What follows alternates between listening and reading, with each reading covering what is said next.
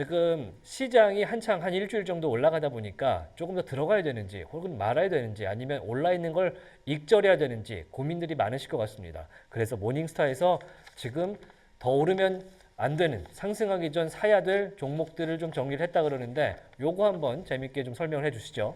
네, 지금 현재 이제 증시가 사실 오늘은 좀 하락으로 좀 마감될 가능성이 높지만 그 전까지 이렇게 또 6일 연속 상승하면서 시장에서는 굉장히 어떤 종목을 좀 사야 될까, 조금 더 크게 상승하기 전에 어떤 종목을 좀 매수해야 될까에 대해서 모닝스타가 답을 주었습니다. 네, 모닝스타는 크게 세 가지를 고려를 했는데요.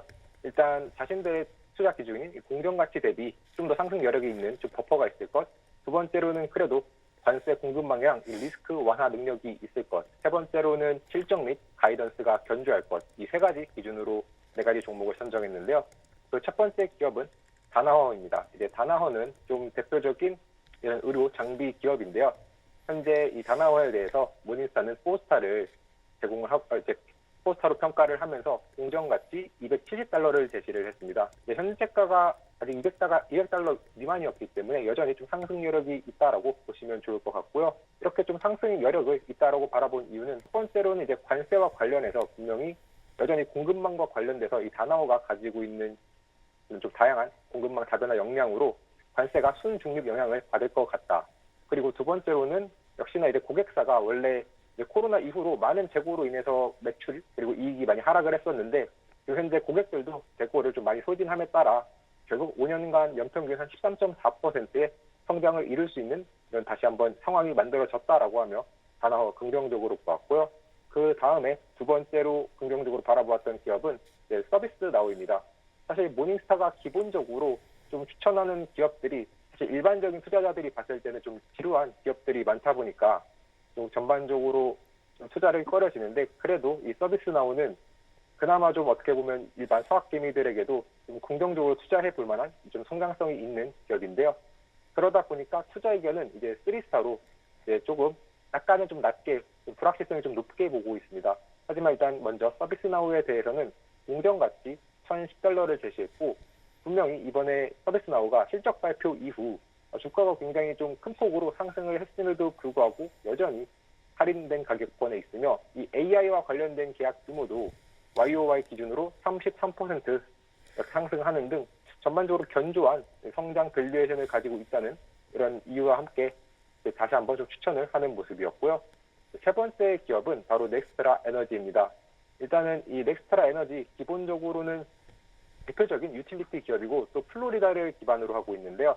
이 플로리다는 전반적으로 이제 부유층들이 조금 이제 은퇴하고 나서 내려오는 지역이기 때문에 조금 더 많은 이런 주거 수요가 여전히 미국에서도 계속해서 인구수가 늘어나는 지역이고 또 이 남미에서 많이 이주를 온 사람들도 플로리다로 많이 정착을 하기 때문에 플로리다는 향후에도 계속해서 이렇게 인구수가 늘어나고 사실 인구수가 늘어나면 당연히 이렇게 집이 만들어지면서 결국 다 뭐 가스 이런 유틸리티를 쓸 수밖에 없기 때문에 여전히 좀 성장성이 있습니다.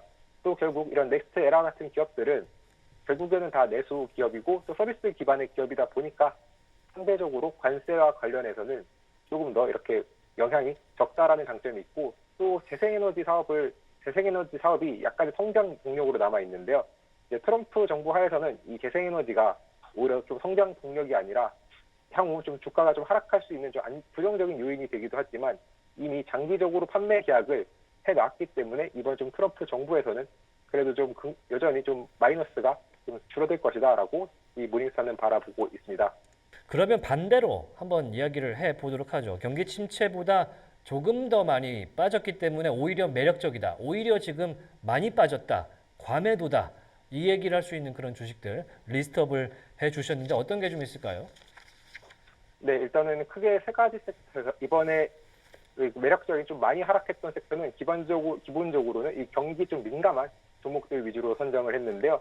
일단 현재 사실 ISM은 49 수준인데 주가들은 한 ISM 43 수준인 경우 등의 기업을 좀 선정을 했습니다.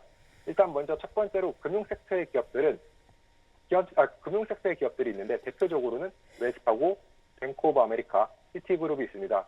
전반적으로는 금융기업들 한 14에서 19% 정도 하락을 했는데 일단 물론 현재 이제 경기 침체 이슈가 다시 한번 이 GDP가 안 좋게 나옴에 따라 다시 한번 부각이 되고 있지만 결국 이 연준과 그리고 향후 정부의 관세 협상이 잘 된다면 이 경기 침체는 좀 피해갈 가능성이 높고 그랬을 경우에는 이런 시티와 같은 기업들 사실 연초만 해도 YTD 기준으로 실적 발표 때까지만 해도 한 20% 가까이 상승을 하면서 긍정적인 모습을 보였다가 결국 이 경기 침체 위험과 함께 굉장히 주가가 큰 폭으로 하락을 했었는데요.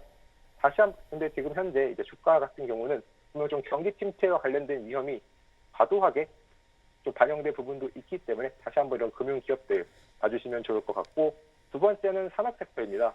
산업 섹터에서도 이 모건 스탠리의 마이클 윌슨이 가장 좋다라고 판단했던 기업은 이제 스탠리 블랙앤데커와 그리고 JB 헌트 트랜스포트인데요. 이 두 기업들 모두 평균적으로 고점 대비 30% 정도 하락을 했는데, 분명히 이 산업 섹터들 이제 결국에는 좀 일부 하락할 수밖에 없지만 너무 하락한 것보다 30%라면 너무나도 크게 하락했다라는 것이 이 마이클 윌슨의 투자 포인트였고요. 사실 이 스탠리 블랙앤데커 같은 경우도 사실 이 마이크로소프트의 빌 게이츠가 지난 썰틴F에서 또 추가적으로 매수했던 기업일 만큼 이 기업들 한번 좀 긍정적으로 봐주시면 좋을 것 같습니다. 마지막으로는 이 완구 및 럭셔리 부문입니다. 이제 완구 및 럭셔리 부문에서도 이제 마텔과 테피스트리를 마이클 윌슨은 굉장히 긍정적으로 보았는데요. 특히나 물론 이제 좀 경기 침체와 관련해서 이런 좀 놀거리 그리고 명품이 좀 약간은 부정적일 수도 있지만 결국에 이 기업들이 가지고 있는 이 현금 창출 능력은 굉장히 강력하기 때문에 지금 현재 하락폭 기준으로 봤을 때는 이 현금 창출 능력이 오히려 좀 좋다. 그렇기 때문에 다시 한번 좀 긍정적으로 살펴볼 필요가 있다라고 전했습니다. 그래서 스탠리 블랙앤데커 지금 현재 주가를 좀 살펴보면은 분명히 좀 이 경기 침체 이슈와 함께 최근에 굉장히 많이 하락한 것을 알 수 있지만 사실 다시 한번 이 트럼프 정부 정책이 관세가 아니라 대조 부흥으로 이어질 경우에 또 굉장히 큰 폭의 성장을 기대할 수 있는 기업이기 때문에 과연 향후 이 관세 협상 문제 어떤 식으로 해결될지 살펴보시면 좋을 것 같고요. 그다음에 테피스트리 같은 경우는 분명 하락하긴 했지만 사실 하락폭이 엄청나게 크다고 말하기는 어려운 기업입니다. 그리고 여전히 사실 테피스트리는 명품 기업들 좀 힘들어할 때도 이 코치와 같은 브랜드가 굉장히 좀 시장에서 긍정적인 이런 모멘텀을 많이 주었기 때문에 다시 한번 이런 전반적인 부정적인 이 매크로 이슈가 해소되는 과정에서 테피스트리 다시 한번 좀 관심을 받을 수 있다는 점도 알아두시면 좋을 것 같습니다.